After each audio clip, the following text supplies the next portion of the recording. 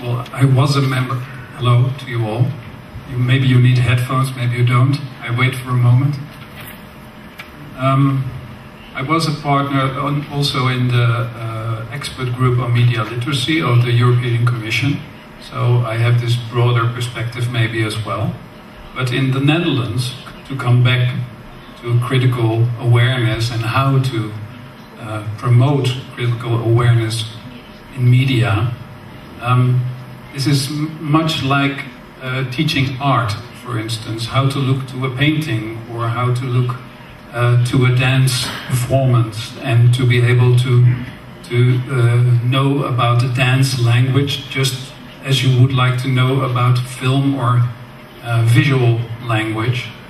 And in that case also, I'm quite jealous on Hungary, because in the Netherlands, media literacy is not a part of the curriculum. Media literacy is just a small part of what is called a cultural education curriculum, and that's also about dance and theater, etc. So then you understand why in the Netherlands critical awareness on media is connected to, well, understanding art in a much broader way as well. Although there's something that happened in the Netherlands in the last few years when it became a more important issue in Brussels as well. There is an advisory body to the Dutch government, a cultural body, a cultural advisory body, and it decided that media education should become more important these years, the upcoming years. And they even changed the name of media education into media wisdom. So after they said that is an important part to teach in primary and secondary schools, there is now funding and more awareness of media education in the Netherlands as well. But in a certain way, Hungary is ahead of the Netherlands. Although maybe not in the funding, as I've understood. Maybe to correct a little bit, it's not top down in the Netherlands, but I think the same situation as here in Hungary happened in the Netherlands before. Media education was mainly something of teachers that thought it was important to teach about media, and organizations like the Visual World organization, for instance, that really think it's important to have books to learn on media, etc., etc.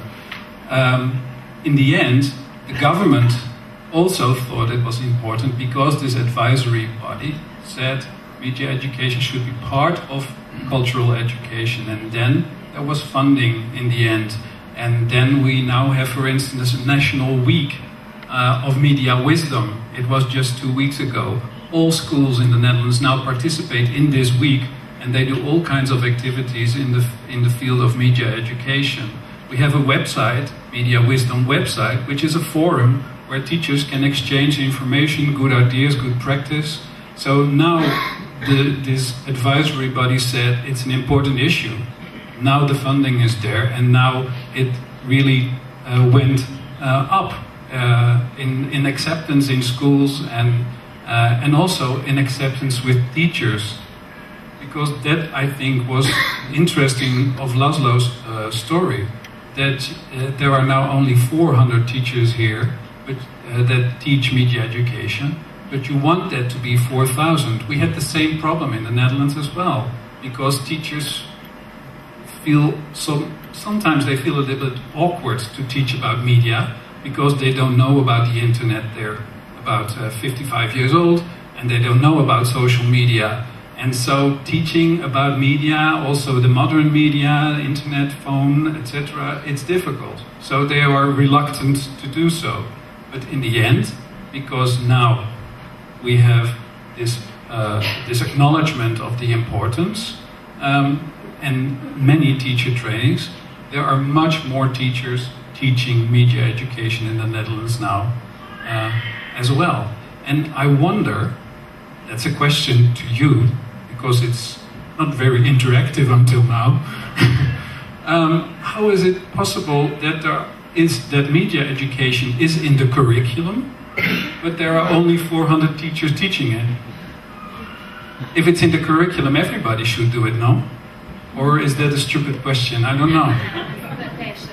Sorry? Így van, ez a kérdés, ez teljesen adekvát, úgyhogy mindjárt akkor nem, csak hogy én is gondolok valamit, de azért kezdjed. Maybe to give you an impression, we have the same problem that I told you. Teachers do not think it's easy to teach about media education. But since this advice of the advisory body, now the school inspector, I don't know if you have the same body here that is about quality of schools, etc., etc. They have a special themed program which goes into schools and look if the schools do well on media education. So they are really also evaluated on how they teach media education at the moment. And if they are bad, they lose money. The school loses money if they don't apply to the rules. But do you have the same problem then as we have in the Netherlands, that if you have media education in a history lesson, that it's just illustrative use of media? I show a clip to last week, I'm a teacher as well, one day every week in a primary school, 12-year-olds. I showed them the movie of the train entering the station of Ceuta. I call that illustrative media education because I only show the movie, I talk to them about it. But and of course I told them about the effect of the movie, but it's not media education in itself. So do you have the same problem then? And if it's integrated, it's not really media education. Hát, igen, jelentkezett ott valaki, pillanat. Just one major question. Are teachers media literate? You are. What about 4,000 teachers? So this is also the answer. Teachers should be trained to be able to teach media literacy.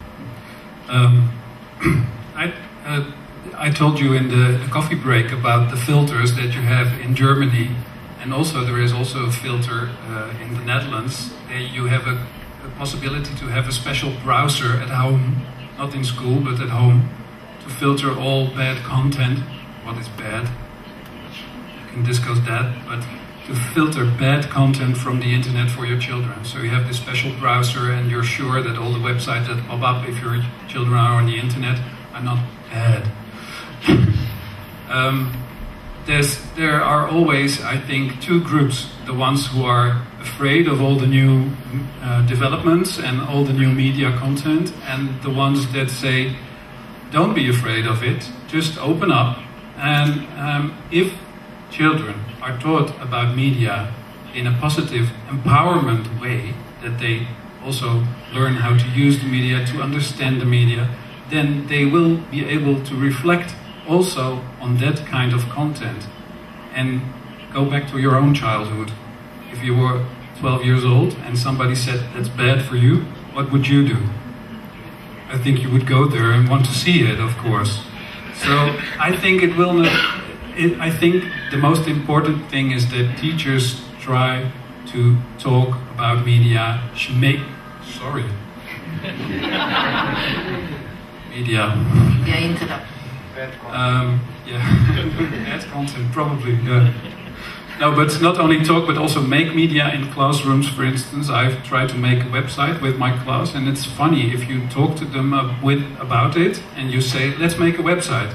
Then they come up with all kinds of things themselves. For instance, the question, "Yeah, but if I take a photo of you and I want to put it onto the website, can I do that, or need I permission from you to do so?" So I think finally they will come up with all these questions that we think are so important themselves if you empower them to do so.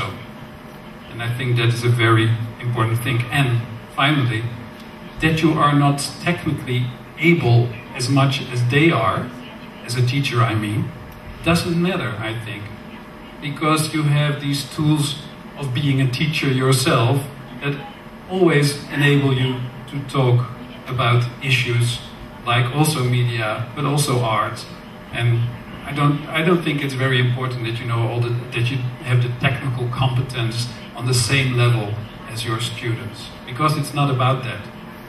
It's about the content.